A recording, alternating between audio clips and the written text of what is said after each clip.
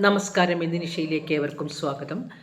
സംസ്ഥാന മുഖ്യമന്ത്രിയും നിയമസഭാ നേതാവുമായ ശ്രീ വി ഡി സതീശൻ ഇതര സംസ്ഥാന തൊഴിലാളികളെ, അതിഥി തൊഴിലാളികളെ റിവേഴ്സ് റെമിറ്റൻസ് എന്ന പ്രതിഭാസത്തെക്കുറിച്ച്, അതായത് പണം തിരികെ അവരുടെ സംസ്ഥാനത്തിലേക്ക് തന്നെ പോകുന്നതിനെക്കുറിച്ച് അദ്ദേഹം പരാമർശിക്കുകയുണ്ടായി.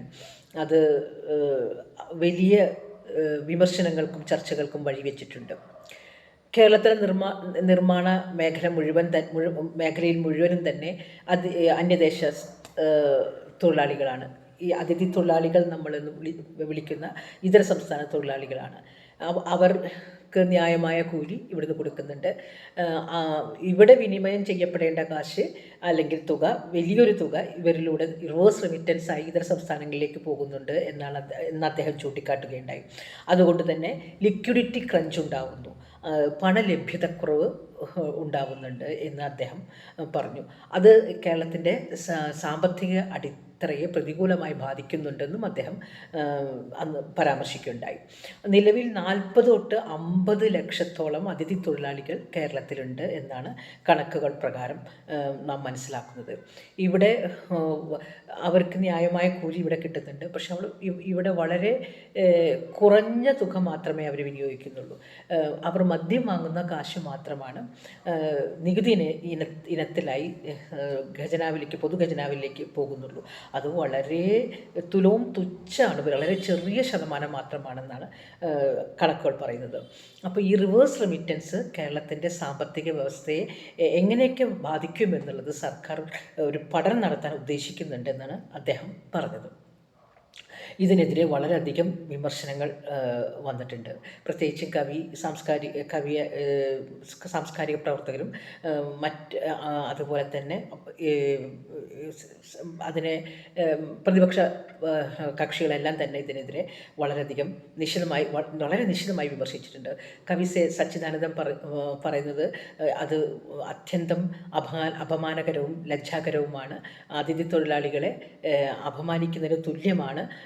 നമ്മൾ കേരളത്തിലെ ആളുകൾ മറ്റു വിദേശ നാടുകളിൽ പോയി അവിടെ പണിയെടുത്ത് ആ കാശ് ഇങ്ങോട്ട് അയച്ചിട്ടാണ് കേരളം വളർന്നതെന്നും ആ പ്രവാസികളെല്ലാം ആണ് നമ്മുടെ കേരളത്തിൻ്റെ സാമ്പത്തിക കേരളത്തിൻ്റെ ബാക്ക് ബോൺ എന്നൊക്കെ അദ്ദേഹം പറയുകയുണ്ടായി.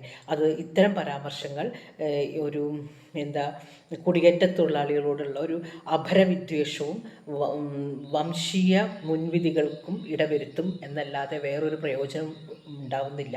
അതുകൊണ്ട് വി ഡി സതീശൻ ഇത്ര സങ്കുചിതമായി ചിന്തിക്കരുത് എന്നൊക്കെ പല കോണേഴ്സിൽ നിന്നും വിമർശനങ്ങൾ ഉയർന്നിട്ടുണ്ട്.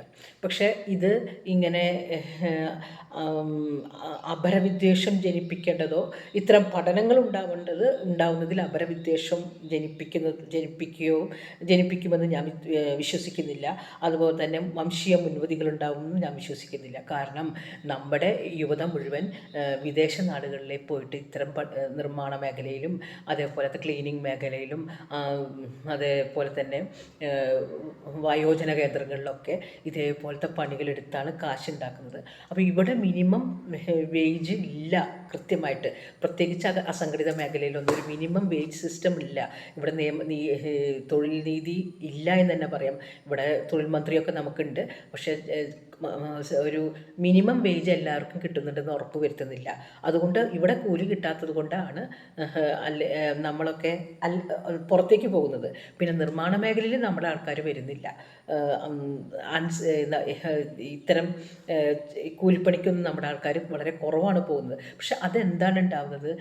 അതിൻ്റെ കാരണം എനിക്ക് മനസ്സിലാകുന്നത് ഡിഗ്നിറ്റി ഓഫ് ലേബറിൽ നമ്മൾ വിശ്വസിക്കുന്നില്ല, ഇനിയും വിശ്വസിച്ചിട്ടില്ല.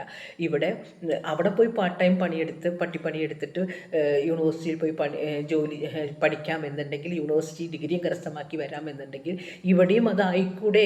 അതൊരു പഠനം നല്ലതാണെന്നാണ് ഞാൻ വിശ്വസിക്കുന്നത്. കാരണം ഇവിടെ നിർമ്മാണ മേഖലയിൽ എന്നും പോയി കോളേജിലോ അല്ലെങ്കിൽ യൂണിവേഴ്സിറ്റിയിൽ പോയി ഹാജരറിയിച്ച് കുത്തിയിരിക്കേണ്ട ആവശ്യമൊന്നുമില്ല. ആഴ്ചയിൽ 3-4 ദിവസം 3 ദിവസമോ എങ്ങാനും കോളേജിൽ പോയി ബാക്കിയുള്ള ദിവസം അവർക്ക് പാർട്ട് ടൈമായി പണിയെടുത്ത് അവരുടെ സ്വന്തം കാലിൽ നിൽക്കാനുള്ളൊരു അവസരം നമ്മുടെ ഭരണകൂടവും ഒരുക്കി കൊടുക്കേണ്ടത് തന്നെയാണ്. അപ്പോൾ നമ്മുടെ കാശ് നമ്മുടെ നാട്ടിൽ തന്നെ വിനിമയം ചെയ്യപ്പെടും.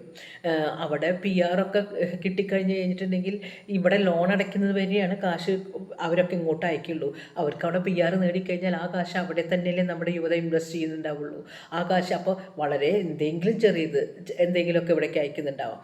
അപ്പോൾ ആ കാശ് ഈ നമ്മുടെ ഒരു മാൻ പവർ മുഴുവൻ നമുക്ക് നഷ്ടപ്പെട്ടുകൊണ്ടിരിക്കുകയല്ലേ. അപ്പോൾ നമ്മുടെ യുവതയെ ആകർഷിക്കുന്ന രീതിയിൽ കരിക്കുലത്തിലും ഒരു മാറ്റം വരുത്തുകയാണെങ്കിൽ അതുപോലെ ഇങ്ങനെ പണിയെടുത്ത് വേല ചെയ്ത് യൂണിവേഴ്സിറ്റി ഡിഗ്രികൾ കരസ്ഥമാക്കാമെന്നുള്ളൊരു അവസ്ഥ ഉണ്ടാകുകയാണെങ്കിൽ ആത്മാഭിമാനമുള്ളൊരു തലമുറയെ നമുക്ക് വാർത്തെടുക്കാൻ സാധിക്കും. അതിൽ VD സതീശൻ ചെയ്യുന്നതിൽ ഒരു തെറ്റുമില്ല. അതിൽ അപരവിദ്വേഷമൊന്നും ജനിപ്പിക്കേണ്ട ആവശ്യമില്ല. അത് അങ്ങനൊരു പഠനം നടത്തുന്നത് എങ്ങനെയാണ് അപമാനകരം എന്ന് പറയാം. അവരവരുടെ നാട്ടിലെ യുവതയ്ക്ക് ഇവിടെ പണിയെടുത്ത് ജീവിക്കാനൊരു അവസരം ഉണ്ടാക്കി കൊടുക്കുന്നത് വളരെ നല്ലതാണ്. അങ്ങനെയാണെങ്കിൽ പൈസയുടെ പെരുമാറ്റം നമ്മുടെ നാട്ടിൽ തന്നെ ഉണ്ടാവും. നമ്മുടെ നാട്ടിലെ നമ്മുടെ വിദ്യാർത്ഥികൾ സെൽഫ് സഫിഷ്യൻ്റ് ആവും, സ്വയം പര്യാപ്തമാവും, ഇക്കണോമിക്കലി ഇൻഡിപെൻഡൻ്റ് ആവും, ആത്മാഭിമാനമുള്ള ഒരു യുവത ഉണ്ടാവും. ഇത് നമ്മുടെ കേരളം ഇപ്പോൾ എന്താണ്, ഒരു കൺസ്യൂമർ സ്റ്റേറ്റ് മാത്രമായി ചുരുങ്ങിക്കൊണ്ടിരിക്കുകയാണ്. കുറേ ബ്യൂട്ടി കോസ്മെറ്റിക് കോസ്മെറ്റിക് പ്രൊഡക്ട്സിൻ്റെയും അതേപോലെ തന്നെ ലഹരി ഉൽപ്പന്നങ്ങളുടെയും ഒരു വിൽപ്പന ഇടമായി മാറിയിരിക്കുകയാണ്. അതിന് മറി നടന്നുകൊണ്ട് തന്നെ ദിശാബോധമുള്ളൊരു ചെറുപ്പക്കാരെ ഉണ്ടാക്കിയെടുക്കാനായിട്ട്, സാമൂഹ്യ പ്രതിബദ്ധതയും ദിശാബോധമുള്ളൊരു ചെറുപ്പക്കാരെ വാർത്തെടുക്കാനായിട്ട് ഇത്തരം പഠനങ്ങളൊക്കെ നല്ലതല്ലേ. അതിലെവിടെയാണ് അവിടെ മറ്റ് സംസ്ഥാനത്തിലെ ആൾക്കാർ ഇവിടെ നിൽക്കുകയാണെങ്കിൽ അവർക്കും പണിയുണ്ടാവും. നമ്മുടെ നാട്ടിലെ ആൾക്കാർക്ക് ആ വൈറ്റ് കോളർ അല്ലാത്ത പണികളോടുള്ള ഒരു അറപ്പും വെറുപ്പും മാറേണ്ടതുണ്ട്. ഈ പണി തന്നെ മറ്റ് രാഷ്ട്രങ്ങളിലും പോയി എടുക്കാം എന്നുണ്ടെങ്കിൽ നമ്മുടെ നാട്ടിൽ ഇതെന്തുകൊണ്ടായിക്കൂടാ? അപ്പോൾ സമൂഹത്തിൻ്റെ വികലമായ കാഴ്ചപ്പാടിനെ നവീകരിക്കാൻ ഇത്തരം കാര്യങ്ങളൊക്കെ നല്ലതാണ്. അത്തരം ഒരു നവീകരണം നടത്തുകയാണെങ്കിൽ കരിക്കുലത്തിലും അതേപോലെ തന്നെ അത് മാറ്റാൻ ഉതകുന്ന തരത്തിലുള്ള കരിക്കുലം ഡിസൈൻ ചെയ്യുകയാണെങ്കിൽ രക്ഷിതാക്കളുടെ കാഴ്ചപ്പാട് മാറ്റാനായിട്ടുള്ള തരത്തിലുള്ള ഒരു പദ്ധതികളൊക്കെ ആസൂത്രണം ചെയ്യുന്നതിൽ എന്താണ് തെറ്റ്? അപ്പം VD സതീശൻ മുഖ്യമന്ത്രി ആയതുകൊണ്ട് തന്നെ പ്രതിപക്ഷത്തിരിക്കുന്ന ആൾക്കാർ വിമർശിക്കാൻ വേണ്ടി വിമർശിക്കുന്നു എന്ന് എനിക്ക് തോന്നുന്നു. അത്തരം അവസ്ഥ ഇവിടെ എത്രയും പെട്ടെന്ന് സംജാതമാകണം. കാരണം നമ്മളൊക്കെ കഷ്ടപ്പെട്ടിരിക്കുന്ന സമയത്ത് നമുക്കൊക്കെ ജോലിക്ക് പോകണം എന്ന ആഗ്രഹം ഉണ്ടായിരുന്നു. 10 പൈസ നമുക്ക് കയ്യിൽ കിട്ടുമല്ലോ. പക്ഷെ നമ്മൾ ആ സോഷ്യൽ സ്റ്റാറ്റസ് നമ്മൾ അനുവദിക്കാത്തത് കൊണ്ടാണ് നമ്മൾ ചില ജോലികൾ ഇവിടെ ഡിഗ്നിറ്റി ഓഫ് ലേബർ ഇല്ലാത്തതുകൊണ്ട് തന്നെ മെയിനായിട്ട് നമ്മൾ കാണും. അതുകൊണ്ട് തന്നെ പലരും കഷ്ടപ്പെടുകയാണ്. ഇപ്പോഴത്തെ പിള്ളേർ ഈ സമൂഹത്തിൽ നിൽക്കുമ്പോൾ ഈ പുച്ഛവും പരിഹാസമാണല്ലോ ഉള്ളത് എന്ന് പറഞ്ഞ് വില്ലേജിലുള്ള ആൾക്കാരൊക്കെ തന്നെ മെട്രോ സിറ്റിയിലേക്ക് കുടിയേറുകയാണ്. കാരണം അവിടെ ജഡ്ജ്മെൻ്റലാണ്, മുൻവിധിയോട് കൂടിയാണ് ജനങ്ങൾ കാണുക. കൂലിപ്പണിക്ക് പോകുന്നവൻ പുച്ഛം, പണിയെടുക്കുന്നവനെ ബഹുമാനിക്കുകയാണ് വേണ്ടത്, ആദരിക്കുകയാണ് വേണ്ടത്. പണി ഒരു അപമാനമേ ഇല്ല. അത്തരം ഒരു കാഴ്ചപ്പാടാണ് നാം ഉണ്ടാക്കി കൊടുക്കേണ്ടത്. അപ്പോൾ പണിയെടുക്കുന്നത് എങ്ങനെയാണ് അപമാനമാവുക? അത് അവിടുത്തെ ആൾക്കാർ ഇവിടെ വന്ന് പണിയെടുത്ത് ഇവിടുത്തെ കാശ് മുഴുവൻ, കാരണം ഏറ്റവും കൂലി ഈ നിർമ്മാണ മേഖലയിലാണ്. അതേപോലെ തന്നെ അൺസ്കിൽഡ് വർക്കിനൊക്കെയാണ് ഉള്ളത്. അപ്പോൾ അവർക്ക് അത്തരം പണികൾ നമ്മൾ എടുക്കുകയാണെങ്കിൽ, എൻ്റെ ഏറ്റവും അടുത്തൊരു വ്യക്തി അവിടെ കാനഡയിൽ പോയിട്ട് കുട്ടികളെ നോക്കുകയാണ്. അവർ ജോലിക്ക് പോയി വരുന്ന സമയത്ത് കുട്ടിയെ നോക്കുക മാത്രം. പക്ഷെ അവർ ഭയങ്കര റെസ്പെക്റ്റാണ്.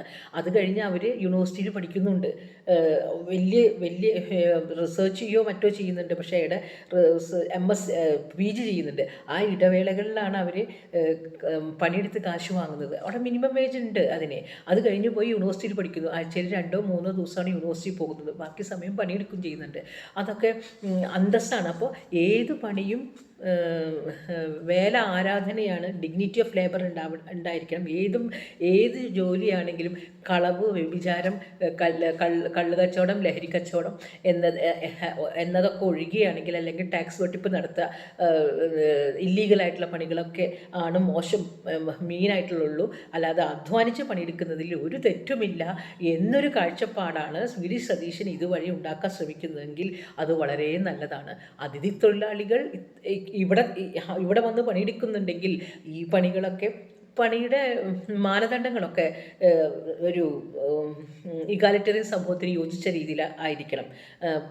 അവർക്ക് വേണ്ട രീതിയിൽ എല്ലാവിധ സൗകര്യങ്ങളും ഒരുക്കി കൊടുത്ത്, ഇത്ര സമയത്തിന് മുന്നേ നല്ല വെയിലുള്ളപ്പോൾ വേല വേണ്ട, പിന്നെ അതിനുള്ള അവരുടെ ആ ക്ലൈമറ്റിന് സൂട്ടായിട്ടുള്ള ഡ്രസ്സ് കൊടുത്ത് അതിനുള്ള എല്ലാ കാര്യങ്ങളും ഒരുക്കി കൊടുത്തിട്ട് ചില മാനദണ്ഡങ്ങളൊക്കെ പാലിച്ച് നിർത്തുകയാണെങ്കിൽ നമ്മുടെ നാട്ടിലെ കുട്ടികൾക്കും ഈ പണിയെടുക്കുമല്ലോ. അവർക്കൊരു സ്കില്ല് പഠിക്കുമല്ലോ, അവർക്കൊരു സ്കില്ലും പഠിക്കും അതുവഴി. അപ്പോൾ അതെന്താ ഒരു പഠനം തന്നെ അപമാനകരം എന്ന് പറയുന്നതിൽ എന്താ? ഒരു പഠനം എന്നുള്ളത് എപ്പോഴും നല്ലതല്ലേ? അതുവഴി സമൂഹത്തിൻ്റെ കാഴ്ചപ്പാട് മാറുവാണെങ്കിൽ എന്തുകൊണ്ടും അത് സ്വാഗതാർഹമാണ് എന്നേ ഞാൻ പറയുള്ളൂ. നന്ദി, നമസ്കാരം.